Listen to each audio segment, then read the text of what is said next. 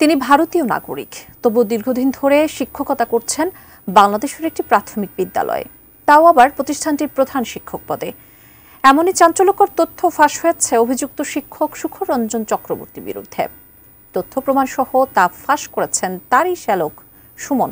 কিন্তু প্রশ্ন হচ্ছে, এটা কিভাবে সম্ভব? বিষয়টি নিয়ে তদন্তে নেমেছে শিক্ষা অফিস। পাবনা থেকে রিজভী জয়ের পাঠানো তথ্যচিত্রে ডেস্ক রিপোর্ট।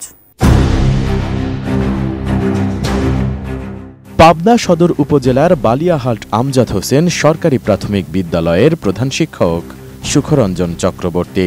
অভিযোগ উঠেছে, তিনি বাংলাদেশ ও ভারতের দ্বৈত নাগরিক। তার পরিবারও বাস করেন ভারতে। ভারতের ভোটার কার্ড, আধার কার্ড ও ট্যাক্স কার্ড হিসেবে তিনি পশ্চিমবঙ্গের উত্তর 24 পরগনা জেলার দক্ষিণ ব্যারাকপুর শহরের 467 নম্বর দমদমের সূর্য সেনপল্লী এলাকার বাসিন্দা। তার বাবার নাম নির্মল কুমার। একই সঙ্গে তিনি বাংলাদেশের পাবনা জেলা শহরের 2 নম্বর ওয়ার্ডের পার্বতীগঞ্জ এলাকার বাসিন্দা। সুখরঞ্জন চক্রবর্তীর ভারতীয় জাতীয় পরিচয়পত্র অনুযায়ী তার জন্ম তারিখ 1969 সালের 1 সেপ্টেম্বর। আবার বাংলাদেশের জাতীয় পরিচয়পত্র অনুযায়ীও তার জন্ম তারিখ একই।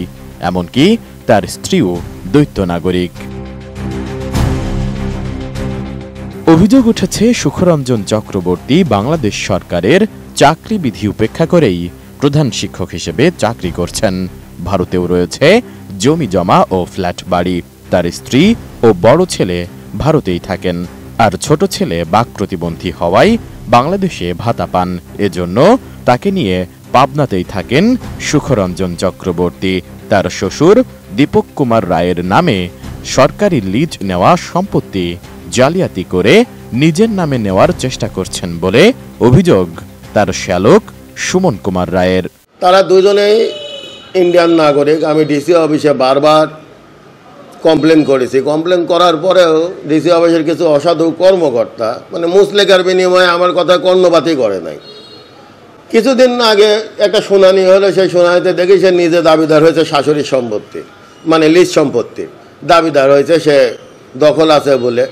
আমি বাধ্য হয়ে তাদের ইন্ডিয়ার সকল কাগজপত্র শিক্ষা অফিসে জমা দিছি।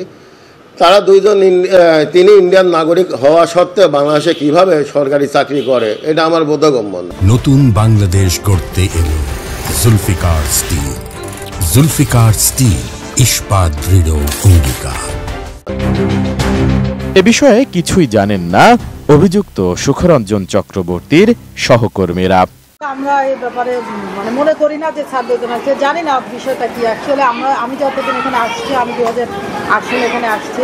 আসার পর থেকে স্যার আমার পরে আসছে। তো স্যার এমনি ইন্ডিয়া হয়তো যায় কিনা তাও জানি না। মাঝে মাঝে এখন কোনো ছুটি ছাড়াবে, তারপরে স্যার আমাদের সাথে এরকম কোনো রিপোর্ট নেই, আমরা এই ব্যাপারে জানি না। তবে অভিযোগ অস্বীকার করে সুখরঞ্জনের দাবি, জমি নিয়ে শ্যালকের সাথে দ্বন্দ্ব হওয়ায় মিথ্যা অভিযোগ করা হয়েছে। এটা সম্পূর্ণই মিথ্যা এবং বানোয়াটি।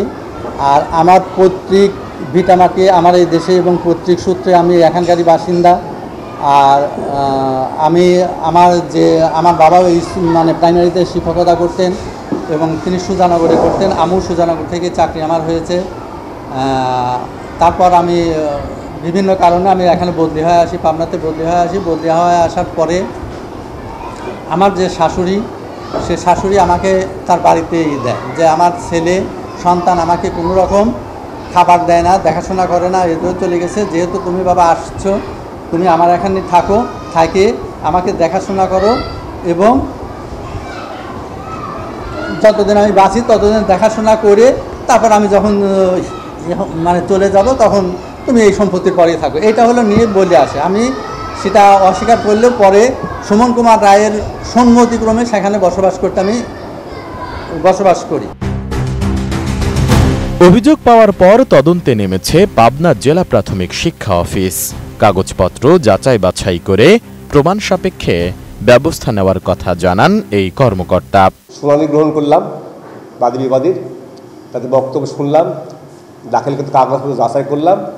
এই কাগজগুলো সঠিকতা আছে কিনা যাচাই করা প্রয়োজন এবং যাচাইয়ের জন্যই আমরা ঊর্ধ্বতন কর্তৃপক্ষের নিকট ঊর্ধ্বতন কর্তৃপক্ষের কাছ থেকে এটা সত্যতা বা উনি আসলে ভারতের নাগরিক কিনা পেলে তখন বিধি মোতাবেক তার বিরুদ্ধে ব্যবস্থা অবশ্যই সরকার নেবে বা আমরা নেব।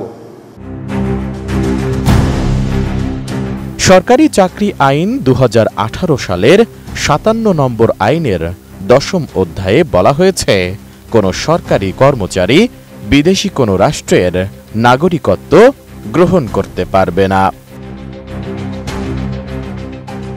Desk report, ATN news.